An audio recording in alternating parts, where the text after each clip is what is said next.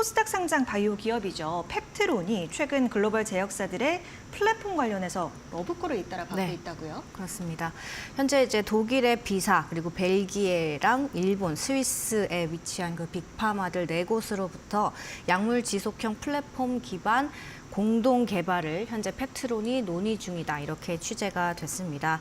이들 빅파마가 가진 기존의 대형 그 물질들에 펩트론 플랫폼을 적용하거나 아니면 처음부터 새로운 물질들을 펩트론 플랫폼을 적용해서 같이 개발하는 이런 방안 등을 이제 좀 다양하게 가능성을 열어두고 이어가고 있는 것으로 알려졌는데요. 네. 이들 기업 모두 이제 글로벌 톱 20 안에 드는 그 빅파마라는 점에서 좀 의미가 있다고 보여집니다.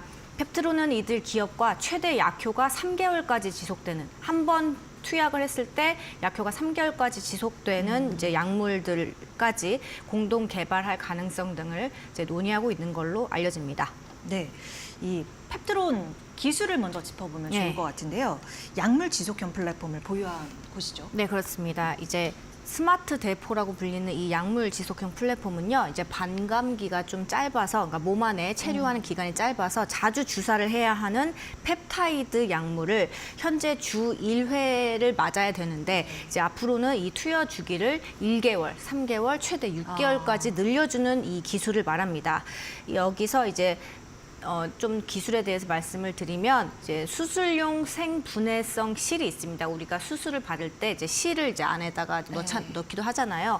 그 실이 이제 약물을 담는 어떤 주머니 형태가 됐고요. 그래서 이제 이 원형으로 만들어서 이걸 약물 전달체로 사용을 하고 이 약물 전달체가 시간이 지나면서 몸 안에서 녹아가지고 이 안에 있던 물질들이 이제 방출되는 이런 이제 원리입니다. 예. 그래서 이 약물 전달체 안에 원료가 이제 얼마나 많이 그리고 뭐 얼마나 이제 어떠한 비율로 들어있냐에 따라서 1개월 제형이 될 수도 있고 3개월, 6개월 제형까지 될 수 있다는 그런 원리입니다. 네.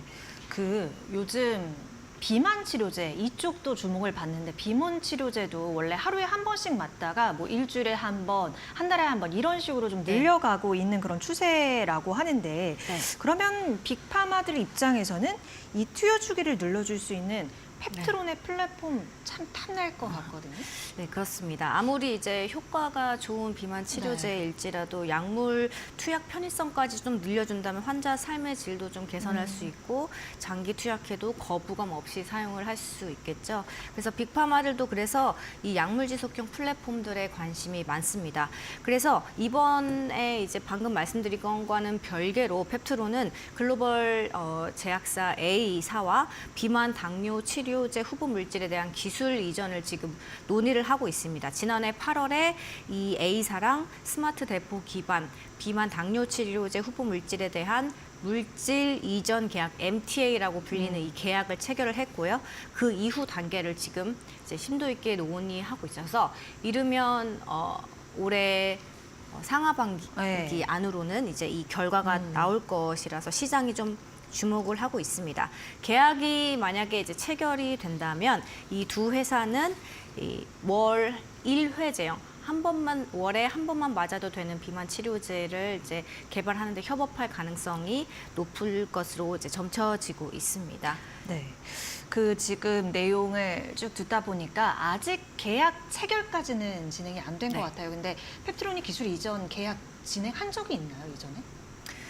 사실 이제 기술 수출 성과가 사실 좀 이 기업이 부진하다고 평가가 나오긴 합니다. 2015년에 이제 기술 특례 상장 제도로 이제 코스닥 시장에 입성한 후에 아직까지 단 한 번의 흑자도 내지 못했다는 점이 좀 한계로 꼽히는데요. 최근 그렇군요. 3년간 매출 보면 2021년에 66억, 2022년에 58억 원, 지난해 33억 원으로 좀 매출이 좀 감소를 하고 있고 연구개발 비용이 또 이제 반면에 많이 나가면서 연간 150억 원 이상 영업 손실이 발생을 하고 있습니다. 네. 이제 그래서 만약에 올해 기술 수출 성과가 뚜렷하지 않다면 자금 조달이 시장에서 좀 필요한 상황이라고 진단이 되고요. 뭐 그 전에 올해 1월에 회사는 이제 운영 자금을 좀 마련을 하고자 이제 자체 보유한 부동산까지 매각을 하면서 이제 현금 확보에 나서는 그런 모습을 나타냈습니다. 네. 기분 좋은 소식이 정말 이 기업에 필요한 시점인 것 같네요. 네. 어쨌든 뭐 올해 흑자 전환하려면 지금 진행 중인 그 지금 설명해준 비만 당뇨 치료제 기술 이전 성사가 돼야 될 것 같아요. 네, 그렇습니다. 비만 치료제 기술 이전 건도 있지만 예. 그 스마트 대포 기술을 적용한 첫 상용화 제품이 이르면 올해 식약처 허가를 또 받을 예정이어서 이 부분을 좀 주목해 볼 필요가 있습니다. 이 스마트 대포 기술을 적용한 이 첫 상용화 제품 루프원이라는 게 이제 국내 품목 허가를 이제 좀 기다리고 있는데요. 예. 이 루프원은 1개월 지속되는 전립선 암 그리고 성조숙증 치료제 이 두 개로 쓰일 수 있는 약물을 말합니다.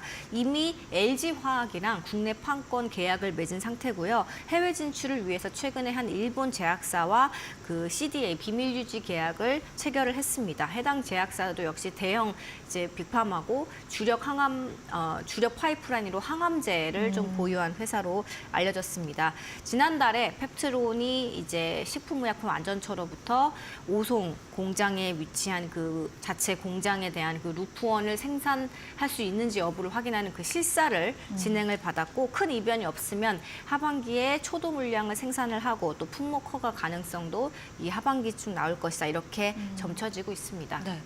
이 루프원이요. 펩트론 자체 개발 신약인가요? 아닙니다. 다시 쉽게 말해서 네. 이제 복제약입니다. 오리지널 약이 있고요. 그 일본의 다케다 제약이 이제 루프린이라는 이제 오리지널 약을 가지고 있는데 이것에 이제 특허가 만료가 돼가지고 루프원이라는 제네릭 의약품을 만든 겁니다. 근데 이 루프린이라는 약은요 1989년에 출시됐는데 그 이후 30년이 넘도록 세계 시장 점유율 1위를 차지하고 있는 대표적인 블록버스터 의약품입니다. 네. 그래서 이제 펩트론 입장에서는 이 제네릭을 생산을 함으로써 어떤 이제 회사의 현금 창출, 매출, 이익 뭐 이런 것에 좀 도움을 받을 수 있을 것으로 기대를 하고 있습니다. 네, 이 플랫폼 하나로 다양한 포트폴리오를 좀 구성하고 있는 것으로 보이는데 추가적인 사업 기회도 계속 모색하고 있겠죠? 네네. 이 루프원이랑 스마트 대포 기술의 추가 기술 이전 같은 걸 좀 논의를 하려고 오는 6월에 중국 상하이에서 열리는 중국 의약품 전시회 CPHI 차이나에 이제 펩트론이 참석을 하겠다 이렇게 밝혔고 또 다음 달에 열리는 세계 최대 바이오 전시회인 바이오 USA에도 참석을 해서 이제 추가적인 미팅을 계속 노리겠다 이렇게 밝혔습니다. 근데 이제 기술 수출이라는 것은 이제 통상 비밀 유지 계약 CDA를 체결하고 네. 그다음에 물질 이전 계약 MTA를 체결을 하고 그다음에 텀시트를 받고 네. 그다음에 기술 이전 계약이 이루어지거든요. 그러니까 이제 CDA 체결 같은 경우는 기술 이전 협의에 있어서 아주 초기 단계에 그칩니다. 그래서 실제 기술 이전까지 이어질 가능성은 통계상 글로벌적으로 2% 미만이거든요. 네. 그래서 이 부분이 이제 투자를 하실 때 조금 유념을 해야 할 부분이라고 생각보다 매우 낮네요. 네, 판단이 되고요. 그래서 이제 바이오 업계에서는 그 돈이 입금되기 전까지는 이 기술 이전의 어떤 가능성이 높다 또는 뭐 아주 기술이 좀 유력하다 이런 말로 이렇게 시장에서 어떻게 이제 투자자들이 호도되어서는 안 된다 이런 이제 지적도 좀 나오고 있어서 이제 이 부분을 좀 주의하실 필요가 있어 보입니다. 네, 알겠습니다. 자, 두 번째 이슈 짚어보겠습니다. 이 안과 질환 치료제 개발사 큐라클인데요. 최근에 소식이 하나 있었어요. 네. 핵심 파이프라인을 글로벌 제약사에 기술 이전을 했다가 반환 통보를 했다고? 이거 네. 무슨 소식이에요? 21일 날에 있었던 거고요. 예. 이제 떼아라는 이제 글로벌 빅파마로부터 이제 막막 혈관 치료제 CU06이라는 파이프라인을 이제 다시 반환을 한 겁니다. 그러니까 기술 이전을 했다가 그 떼아가 쉽게 말해 반품을 한 거죠. 예, 예. 그래서 이제 CU06이라는 이 파이프라인은 당뇨병성 황반 부종 습성 환방 변성 같은 것을 이제 적응증으로 개발 중인 혈관 내피 기능 장애 치료제입니다. 혈관 내피 기능 장애 치료제라고 하시면 조금 어려우실 수 있는데 한마디로 이제 혈관 자체를 좀 이렇게 튼튼하게 만들어 주어서 좀 근본적으로 이런 이제 질환들이 일어나지 않도록 돕는 치료제다라고 보시면 되고, 이 큐라클은 2021년 10월에 그 프랑스 안과 전문 회사 떼아 오픈 이노베이션에 이 글로벌 판권 계약을 했습니다. 기술 이전을 했습니다. 그리고 그 규모가 당시에는 2조 3천억 원에 달한다고 시장에 그렇게 이제 알리면서 관심이 아주 컸었던 그런 기술 이전 건입니다. 네, 이게 감각적으로 지금 반환됐다라는 얘기는 악재로 인식이 될 것 같거든요. 그 이유가 무엇이라고 지금 지적이 되고 있는지 살펴주시죠. 네네. 사실 현재 큐라클도 왜 이제 기술 이전이 반환이 됐는지를 정확하게 파악하지 못하고 있는 걸로 이제 알려지고 있습니다. 이런 가운데 시장에서는 이 큐라클이 발표한 이 임상 결과가 떼아의 기준에 좀 미달한 그런 임상 결과를 발표했기 때문이 아닌가?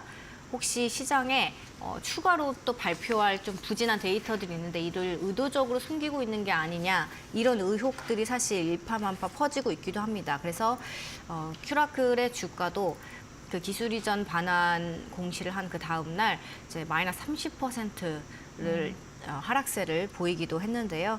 일단 저희 이데일리 바이오 부서가 취재한 내용에 따르면 의약품 이 이제 반환된 거는 임상 시험이 실패했기 때문은 아니다 라는 겁니다.